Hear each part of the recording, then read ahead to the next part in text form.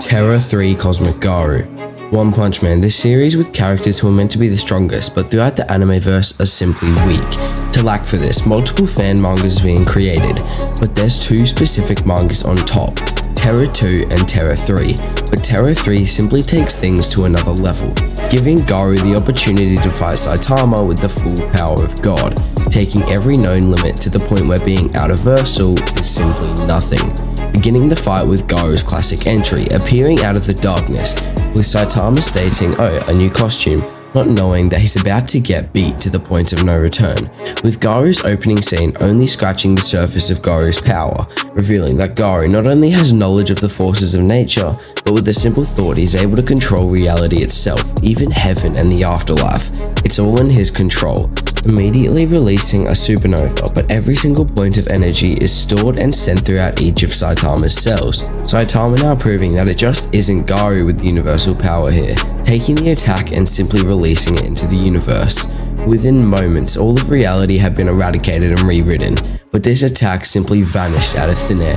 A version of Blast with God-given powers was able to take this attack and cancel it out with his own power, with Garou realizing that if he uses his own power, he will never win, deciding to use the power of the universe itself. But to really understand what this means, we'll have to dive into the cosmology of this fan manga. The manga itself stating that the vastness of the universe surpasses our own cognition, the concept of infinity struggling to scratch even the surface of the universe, bringing the Von Neumann universe into play. But what exactly is the Von Neumann universe? As an example, let's take an empty universe, or as I'll call it, a set, then create a new set containing only that empty set, essentially forming the first generation. Then repeat this process one more time, creating the second generation. With there being an infinite amount of sets inside this universe, each set containing an infinite amount of finite sets inside it, creating what seems to be a paradoxical system, all fit inside one universe. And the crazy part about this whole concept is that it only covers a fraction of this verse's cosmology, and all this cosmos is in the palm of Garou's hand, punching Saitama with every single infinite amount of power, but Saitama simply stopping Garou's hand, transporting Garou himself to a place where they can fight without any consequences to reality. Garou, now realizing that this universe isn't enough for his desires, creating his own high-dimensional rewrite as a multiverse, combining an infinite amount of the universe we already explained into a multiverse.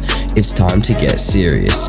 Garou transforming Saitama's own baseline into a 2D character, making him unable to hit Garou as they're on a different line of dimensions, while Garou is hitting Saitama with multi-dimensional blows made up of 0 dimensions, compressing Saitama into nothing, with Garou being unsure if this is enough to take Saitama out, adding insurance, taking this infinite multiverse Garou has made and then dividing it into an endless amount of lines, each line holding the same multiverse, with Garou viewing this entire structure of unrecognizable cosmology as only 1D, and taking it to create what's called timeline strikes against Saitama.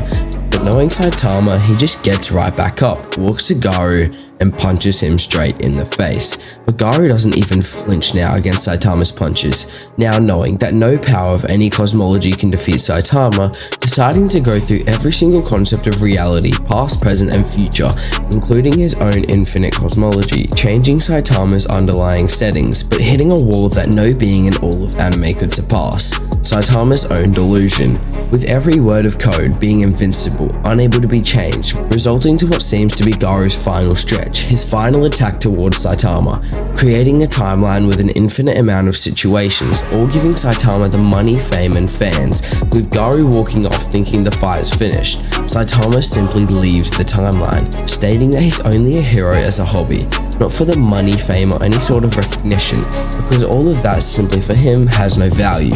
With Garou's costume and appearance falling apart, it seems that Saitama has won, but it simply isn't over, revealing that the costume of Garou's was simply him letting God fight, testing God's true power, then coming to the conclusion that God's simply too weak. Saitama's now in trouble.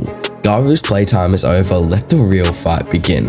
With the fan manga ending here, it's only safe to say that the Garou that was about to begin fighting Saitama is way beyond the Garou we already saw fighting, but to be safe we'll only scale based on the feats, power scaling to boundless and with speed scaling to inaccessible. I guess it's true. This is what absolute evil would really look like. Let me know in the comments whether you enjoyed this style of video and if I should cover more fan mangas. Subscribe. See ya.